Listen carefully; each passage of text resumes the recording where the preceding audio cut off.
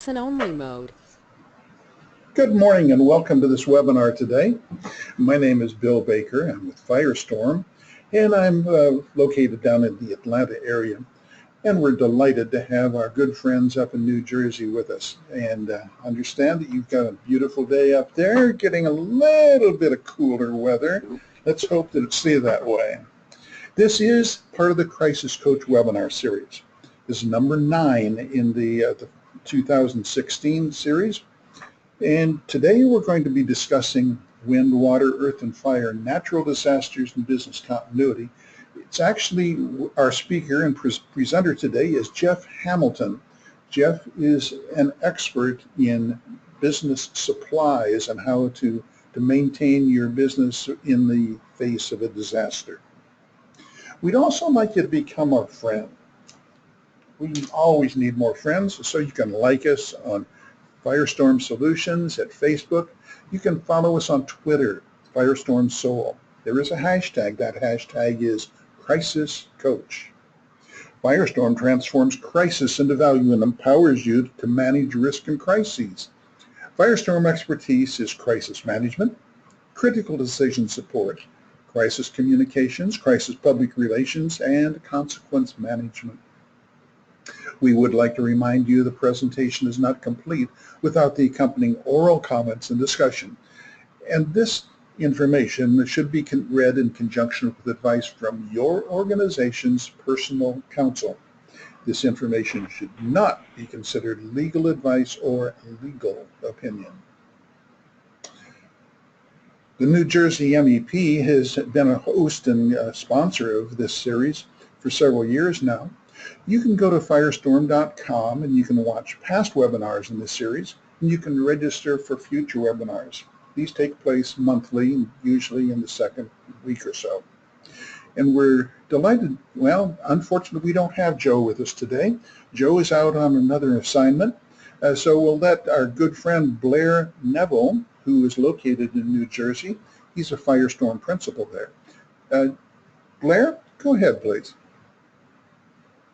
Sure, Bill. Thank you very much. I appreciate the introduction, and I just want to take a quick moment and thank the MEP for their time and support of these webinars. Joe Cartenuto, you see on the screen, usually is here and introduces the MEP. For those of you who may not know who New Jersey MEP is, they're part of the Manufacturers Extension Program supported out of the federal government and via NIST.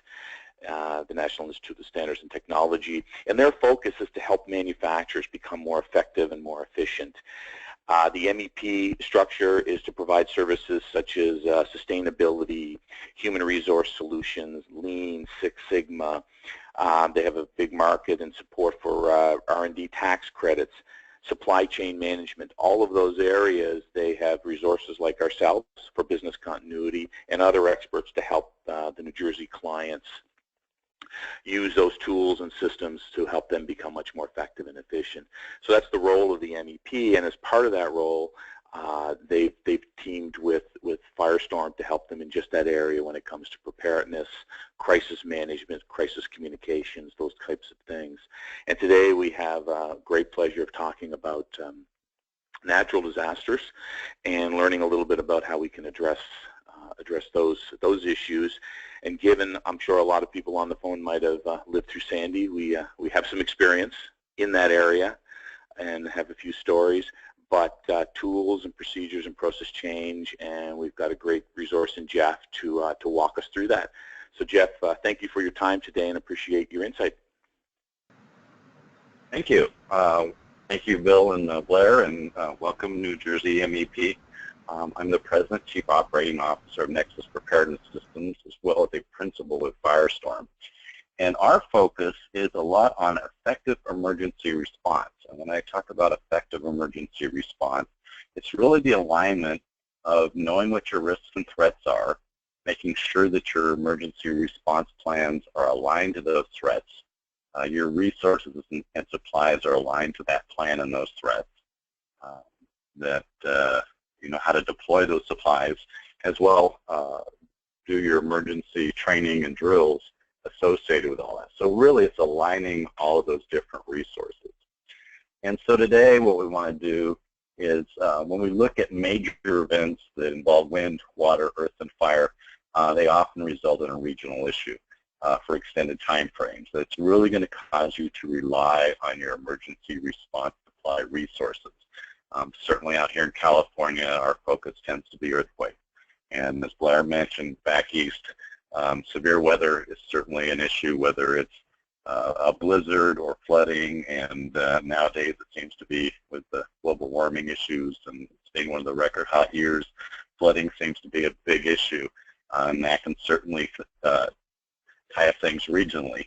And those are potential situations where the local authorities are really going to be overwhelmed trying to take care of everybody. And so it's really going to be up to you to protect your site and sustain your employees.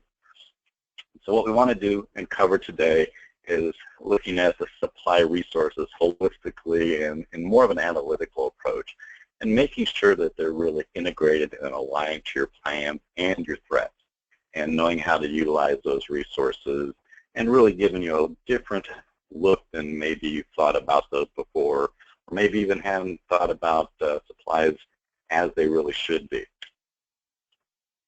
So let's look at the analytical side of things.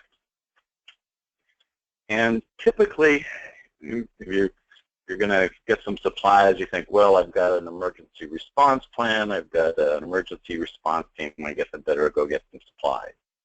And so we sit down and we try to get a list of what we think we need and try to look up things on the web. And of course, you're going to need some food and water, and if you get some flashlights, maybe a generator. Maybe you need to get staff for search and rescue. That's certainly a component we do out here. And make sure you have plenty of first aid items. And when the infrastructure could get compromised for more than a few days, maybe you even have to think about sanitation. So try to think of all these different things, but you're soon faced with, so how much of these things do I really need, and what am I forgetting? And you really need to get back to what are your threats. And as I mentioned, our focus tends to be earthquake, but there are other types of threats that can influence your supply matrix. So, for example, if you're we have clients that are certainly in earthquake country, but they're in areas that are prone to flooding, or they're down by the bay. So they really have to think about some other nuances in terms of their supply matrix. Wildfires are certainly issues, chemical spills. Severe weather and earthquakes can go together. If my response plans include search and rescue, do you have the right supplies for your team to perform the task? Have they been trained to those levels? They're simply doing forward and sweeps and evacuation. Really may not need to get into the extensive supplies, and then maybe later as your program matures, that would be a consideration later, is to align the proper search and rescue items with the level of training that they have. Certainly, different types of industry have different needs. Refineries have closed vessel rescue as a component, and that really gets a lot more extensive. Even get back to the basics. You see on websites from FEMA and Red Cross, and they say, well, I need supplies for food and water for 3 days. But what does that really mean? What are the metrics around those types of things? So this is an example I like to use, and it's you think, well, hey, if I need power, I need to do some lighting, better get a generator, probably need to get a gas can. And is that really going to meet your objective? But what you really need to do is kind of peel the onion back a lot more and think about how those items are going to be utilized. And so the real objective is maybe something like this. If it's a 2 or 3 day period you're shooting for, you may need 3 periods of 8 hours each. Maybe you're going to power up 8 sets of lights. You want to power up some laptop computers. So you have to start thinking about what drives these things.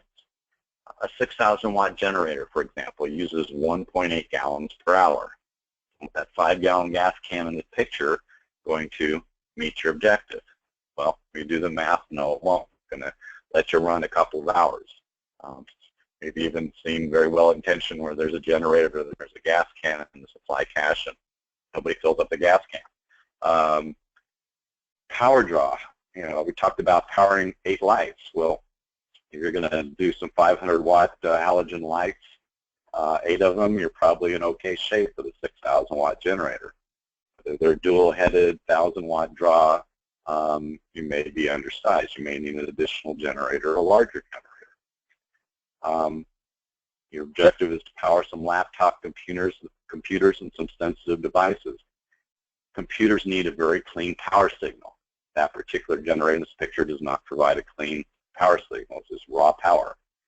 You need the kind of power that you get out of like plugging into a wall. So you may need to get a little more specialized generator called an inverter style that's going to give you a clean sine wave power from that. What's the layout of what you're going to be doing? Where's your first aid and triage area relative to your incident command area, relative to maybe a sanitation area? If you have the right kind of extension cords, or the right gauge for the power draw. So you really have to really get into all the nitty-gritty details, even on this one item where it's talking about power. And so you really need to go back and look at the usage rates. So fuel usage, something as simple as a flashlight. How long do batteries last? You're going to have a sanitation, or how many chemicals you need to use. How many people are you trying to cover for how long? And we'll talk a little bit more about that in detail. Are there specialized items that are needed to support the various groups, search and rescue, first aid and triage, business recovery teams as an example? Let's get into some of the metric type things. When considering food and water for 3 days, there's really only one metric that you can find out there that FEMA and Red Cross mention, and they'll say you need a ½ gallon of water per person per day, and maybe even an additional ½ gallon to cover hygiene needs. But they'll just say food for 3 days. Well, what does that mean? So as an example, we use basal metabolic rate as a way to determine that, and that's how we derive a metric for food. It's something you can look up on the web and find out, put in the numbers and calculations, and typically the results are people need about 2,400 calories of food a day. And so that's a way to put a metric with that and kind of answer the question of how much. Are there unique needs of your site? I know we have several clients that have on-site daycare centers that have infants. An infant cannot survive. It's actually dangerous to give them food in the food bar. They need to get all their hydration and caloric needs from formula. Giving an infant water is dangerous because their electrolytes will get out of balance and will cause further issues going on.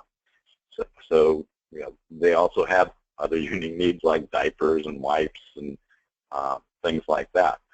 We've talked on this series to a lot of schools. You may need to even consider some of the psychological aspects. Kids will be disturbed by a major event, so anything that can make life more normal during that event, comfort food type things, playing cards, coloring books, and things like that. Really, what's your audience that you're trying to do? You're worried about how much room this will take up. Space is a valuable thing, especially for organizations that are in high-rise buildings in major metropolitan areas. It's always a big issue. Maybe they don't have the luxury of putting a shipping container out on the back 40. And you need to actually be surprised that supplies for 3 days for a decent-sized company really does not take up an awful lot of room. And so you really need to consider spreadsheeting this, because you do have to go into that level of detail. We have a tool that we've developed that actually utilizes the metrics. It gives you a list of things to consider, some best practices, and it'll tell you how much room it takes up. But no matter which method you use, your own homegrown spreadsheet, really think about it in that level of details. Don't just buy a list of supplies without thinking how they're going to be utilized and what you need to do with them. Next item, let's talk about resource usability, supply usability. Going to get a bunch of stuff, and we've kind of seen it all. This is actually a supply cache that we saw, probably one of the worst. They at least did take the effort to take a Sharpie and right what was in the boxes. But somebody got some supplies and shoved them in a container and felt like they were good to go.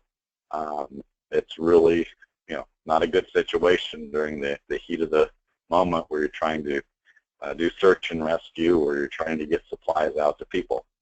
This is not the way to do it. Somebody simply checked off what they needed to get, got them, and threw them in a storage container. Even this is a little better attempt, but they're in nondescript original packaging. It's very hard to tell what's what. It's going to take some time and some focus to figure out, even if somebody does take a Sharpie to those boxes and labels it. So it's visually confusing. It may be difficult to get to. Maybe it's not even organized in a functional group. So you really need to treat your supply cache like it's a giant kit, very well organized to a very detailed degree. Even include, excuse me, mapping of where supplies are.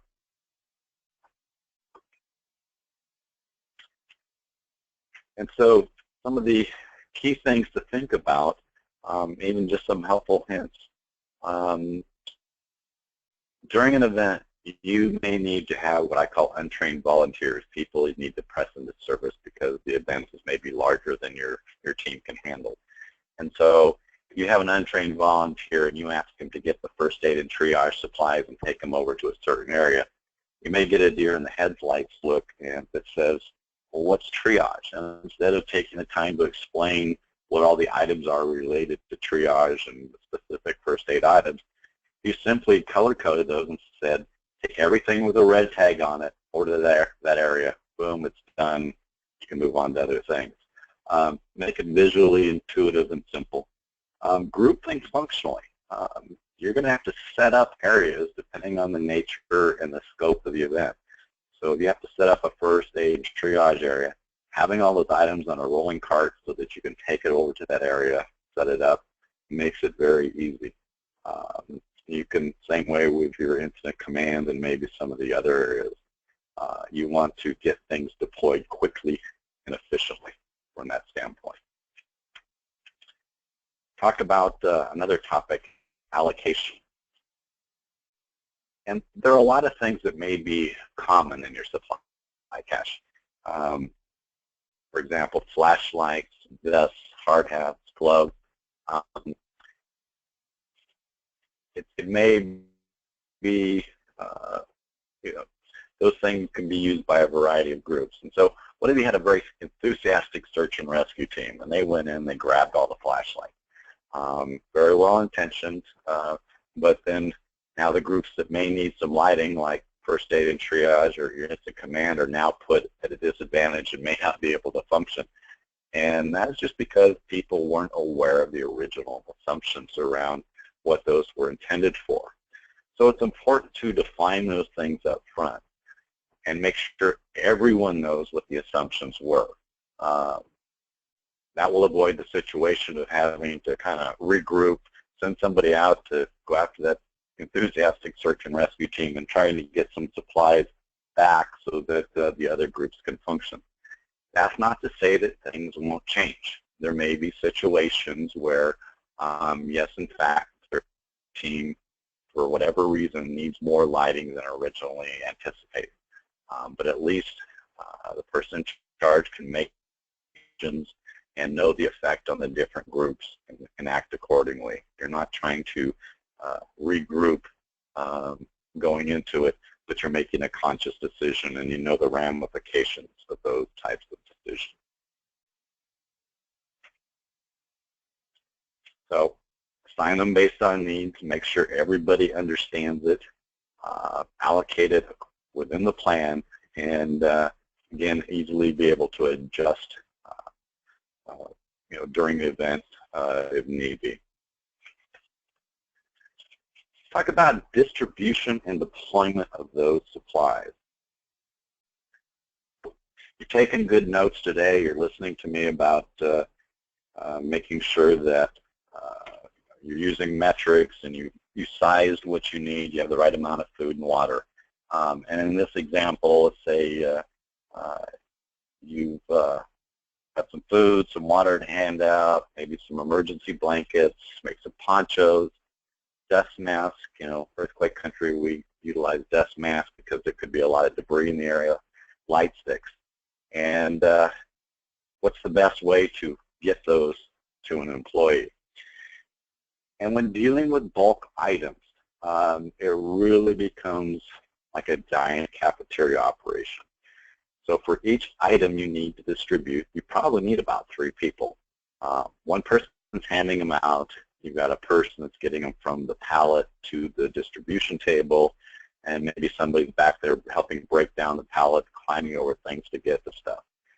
If you start distributing several items, handing out food, you're handing out water, emergency blankets, ponchos, etc., probably need about 3 people for each of those items. So it gets very labor intensive very quickly.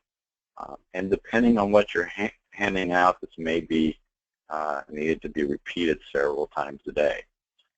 You also have a group of people that will eventually need these supplies. So your search and rescue team may not be able to line up and get supplies at convenient times when you're doing this. They may need to kind of come back in after they've completed their task and get some food and get some water and get that emergency blanket.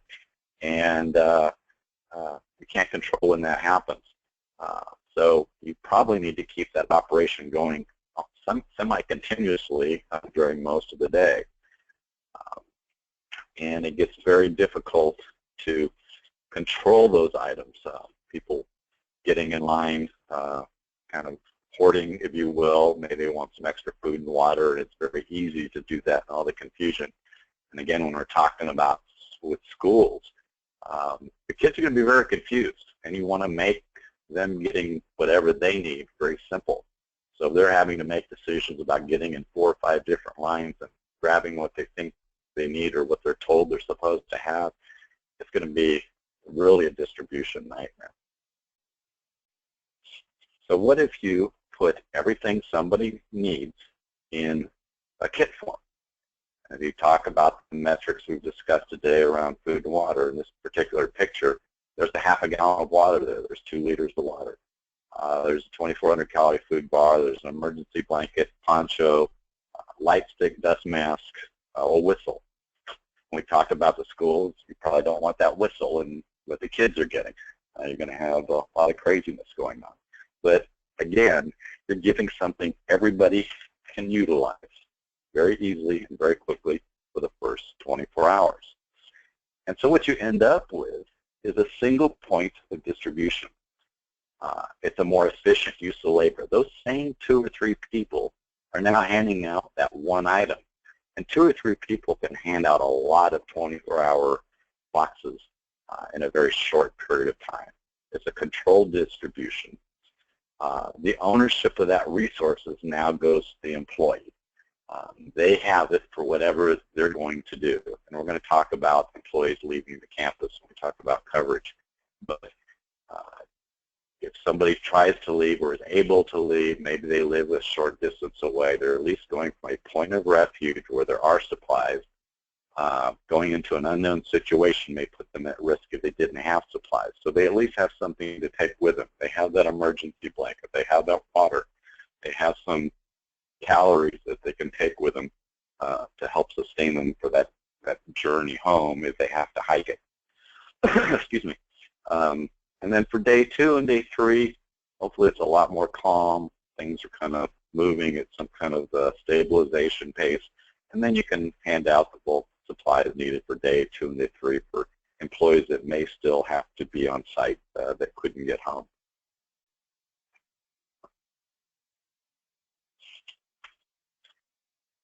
I'll talk a little bit more about deployment of supplies.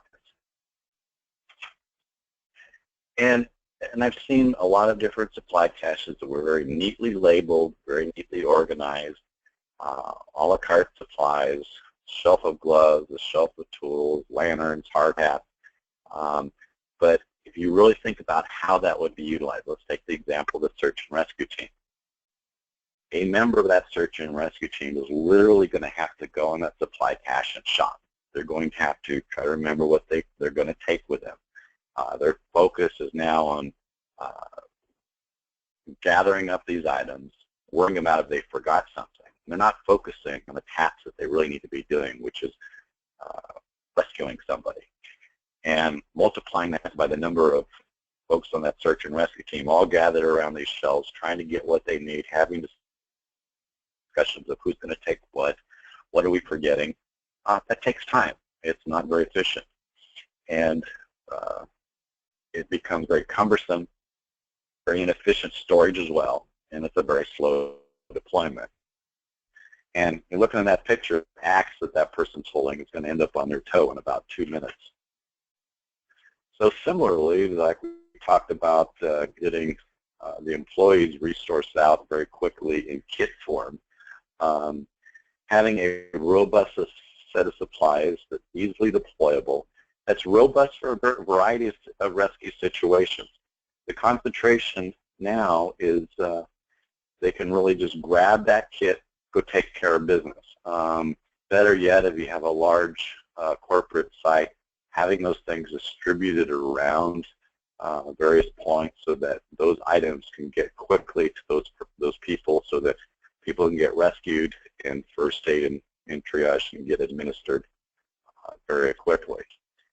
So very similar idea, easy to transport, rapid deployment, ready for a variety of situations. And now they're focusing on getting to that rescue that person very quickly and efficiently, and they're not gathered around that supply cache having discussions and shopping for supplies of what they think they need.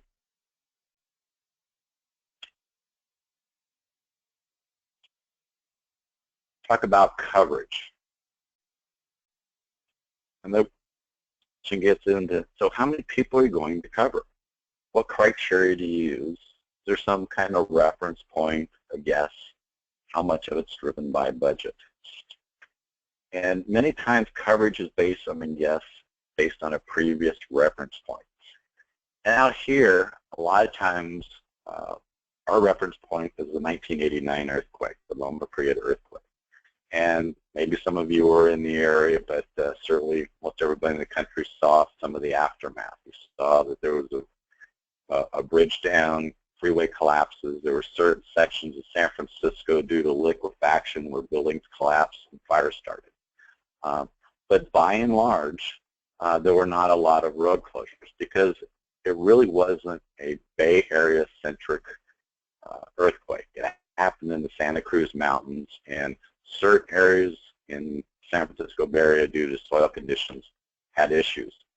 And a lot of people were able to get home. It took them a long time. My normal commute at that time was about 40 minutes, and it took me 3.5 hours to get home, but I was able to get home. And so we see at times people will use that as a reference point and say, well, we're going to have supplies for 10% of the people or 20% of the people. And in this particular situation, if you look at this picture and somebody said, well, I'm going to cover 1/3 of my employees for 3 days. What that really means is that 2/3 of your employees that you're assuming are going to leave the site are now at risk. They're going to venture home. They're going to hike home during unknown conditions, unknown weather conditions, without anything, without any food, water, ways to keep warm, ways to keep dry. Well, you plan for covering 1/3 of them. Secondly, what if your assumptions didn't come to light? It was a situation where maybe it happened late in the day, it was getting dark, or there was a storm and people decided to hang out a little longer and try to make that venture home the next day. And if you had most everybody staying, well, that group now is going to consume all your original assumption in the first 24 hours or so. So the people that are really stuck there, maybe it is the 1/3 of the people that need to stick around for a day or two more are now without anything. What we like to use is a 100% coverage model and then make some adjustments based on attrition rate over the 2nd and 3rd day. That way you're really, yes, Blair, yeah, Yeah, well, I want to make a quick comment, and either you can comment on my remark or bring it in a little bit later. But just to bring this a little closer to home to New Jersey, I think it was 2 winters ago, not last winter, but prior to that, we had a fairly horrific snowstorm that came in during the day, and I think most people might remember, or I'll jog the memory, is that a number of people did leave and got caught out on the LIE, or the Long Island Expressway, and ended up getting frostbite because they got trapped in the cars. Exactly. And should have been some guidelines. Maybe they went because they didn't have supplies at the place, at their place of work, but maybe a small kit, or being able to take some supplies from the place of work, a blanket, a heating blanket, those kinds of things, would have helped them.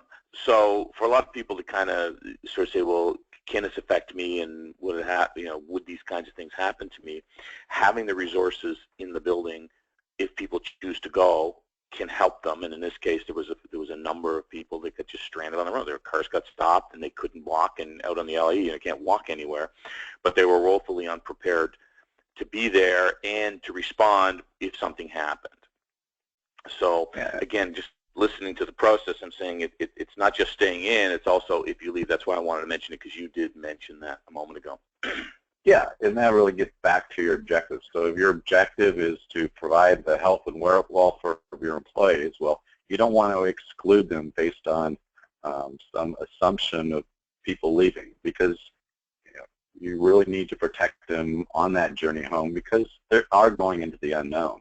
And maybe, even here in earthquake country, and they have to hike. The weather could be very hot. It could be raining. And so there's a variety of factors that's going to put them at risk. And so maybe for day 2 and day 3, you make an assumption of half the people you're going to cover, then another half. You can even get more detailed in your assumption. We've done zip code analysis of how far people commute, and maybe make a little more of an educated guess based on that.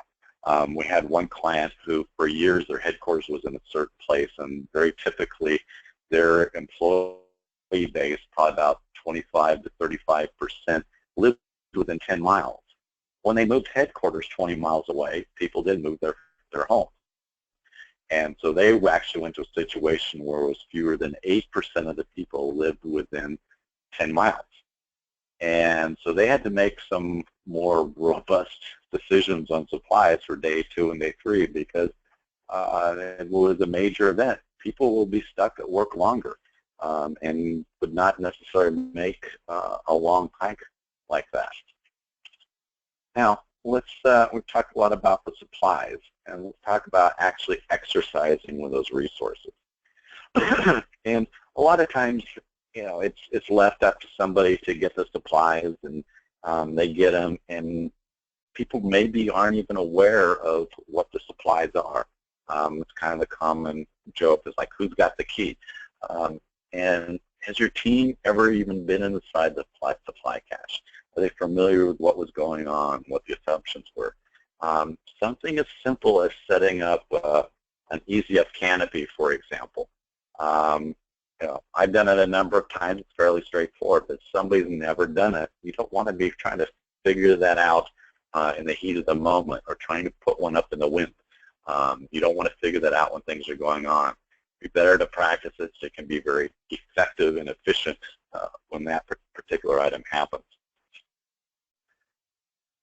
And so trainings and drills, utilizing the supplies sometimes is viewed as too much of a hassle. And so the team ends up with a very limited awareness of what they have, and even what the original basis for how the supplies were determined. And they may not necessarily support the planned response. We talk about search and rescue. If you have an inadequate search and rescue supplies, but you've trained your team to a certain level, they can't do their task. So you really have to make sure everything is aligned. And so what I want to do is take you through a real good example. And this was a company that really did things to the nth degree. They went through and they utilized a lot of metrics. They determined their supply cache. And during one of their practice scenarios, they really wanted to familiarize their team with what's going on. So they listed out all the supplies that they had on a whiteboard functionally and had their team do this and had their team know where those supplies were. And in the course of this exercise, what they really kind of came to the conclusion was there was some very interesting groupings. The first part of the supplies were what they were organizational in nature. That was the hard hats, some of the lighting, head count sheets, building plans, tables, bullhorns. That was all getting set up for business, open for business as they called it, what they need to kind of get things going. The other things were more situational, medical, first aid and triage, search and rescue. Depending on the nature of the event is when those supplies would be deployed. It was, a first aid event, then certainly the first aid items would be broken out, but you may not have to get into search and rescue. If it was a larger event, then you're really probably going to pull the trigger on all rescue, first aid, and triage. And then the last items were situational and time-bound. And those were things where it was more of, hey, we're going to be here more than 8 hours, 12 hours, 24 hours.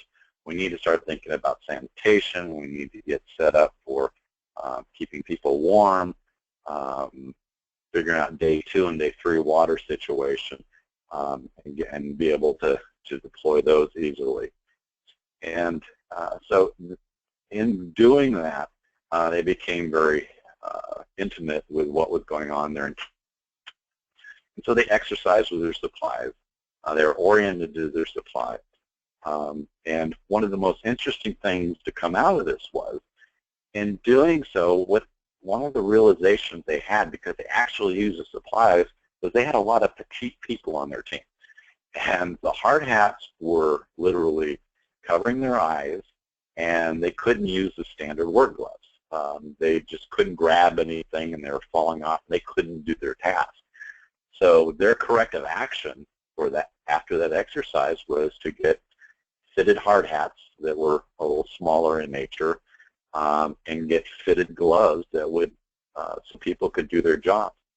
Had they never done that exercise with the supplies, you would look at their list and you would say, man, they have all the right stuff. But in reality, they didn't, because they weren't functional. And so by going through that exercise, they found a weakness in their assumptions. And only by practicing those were they able to come up with those types of things.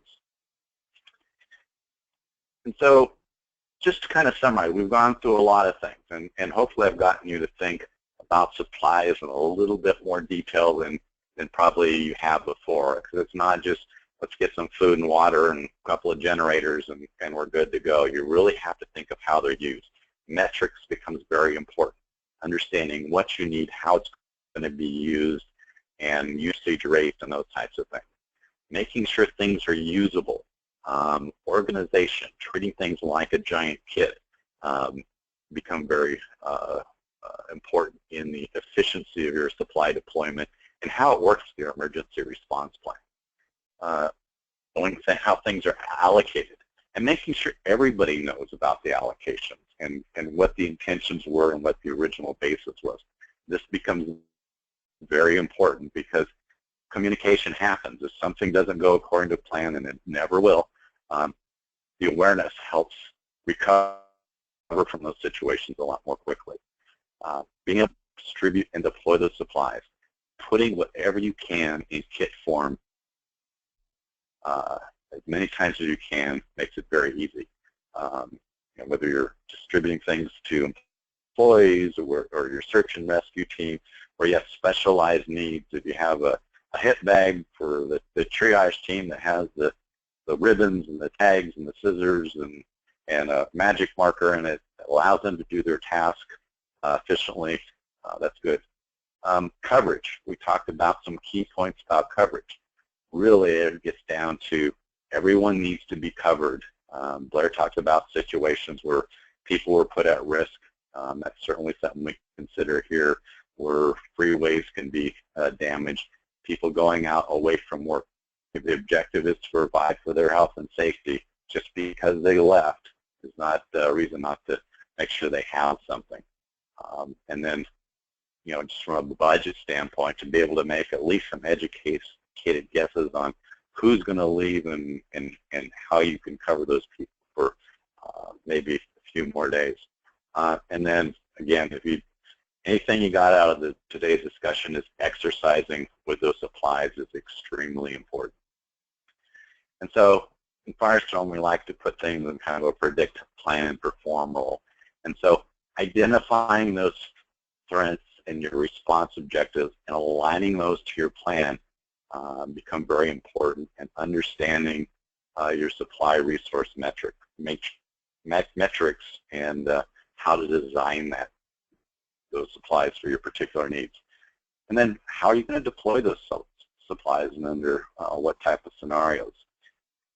And then again, it really gets back to orienting your team and training your team with those supplies, resources, and practicing and actually learn those things during a planned full functional drill and not in the heat of the battle of a real event, and revise things with a effective post hot wash, making sure that you're ready to go again. This information will be available in a brief shortly, and you'll be able to look at firestorm.com/briefs and be able to get a synopsis of the discussion points today. So hopefully that will help you going forward in your designing your effective emergency response. Hey, Jeff. Yeah. Jeff, this is Blair again. I want to make another comment that again, thanks for the information. It's great. What I'm seeing out of this is the idea that it's not, as you just said, it's not simply running off to Costco or someplace and grabbing a bunch of supplies and bringing them in. There's planning that's required. There's understanding of what your objectives are, and it doesn't have to be a big project, especially for smaller companies. But sitting down and walking through it, and that's where the MEP can help, or call me. And I can bring Jeff in as our resource as well to help you with those discussions. And but I want to bring one thing to the point that, and Jeff, a lot of the MEP clients are fairly small companies, and wouldn't need a whole lot of resources because there's not a lot of people. But there's one commonality: they all have salespeople on the road, truck drivers, people delivering things. I did a project not too long ago with a transportation company. Not a huge business, but a lot of people on the road. And again, one of the things that you did educate us a while back on was having some kits for to-go bags and having them in your car, or having them in the truck that have some supplies, have a flashlight, have a heating blanket, maybe have some water, those kinds of things. And if you're a salesman traveling up and down the East Coast or even cross-country, that's a nice thing to have in a car. So I think, again, for the smaller businesses that maybe don't have a lot of resources, but have people that are on the road, running around, have a couple of guys driving or people delivering through trucks, this applies very well. And having a quick discussion with you, Jeff, to say, hey, I need 3 or 4 or 5 of these kits. What can you help me with that? Again, that's a call and something we can help with. Yeah, and it also goes on to preparing your family at home as well. Yep. You're out and about with your family, the same types of things that apply, probably even more so. Yeah, great. So again, thank you. If there's any questions, people have written, in the past, dropped an email to Joe or myself. I'll get you, and we'll get those questions answered if anyone has one. Jeff's information is on the slide right now, so if someone wants to reach out to Jeff, again, please do. He can help you and get you and point you in the right direction. And in the brief will be out in a few days, so if we want that, we can provide that brief, which will talk about these issues. And if you're in a planning mode, then that'll help you with the planning. So again, thanks, Jeff. Bill, anything on your side? Any comments? Thanks to everyone for attending today, and we'll look forward to you attending next month. Thanks all. Thank you, Jeff. Great. Thank you. Jeff, thank you very much. much. Everyone. Okay, bye now.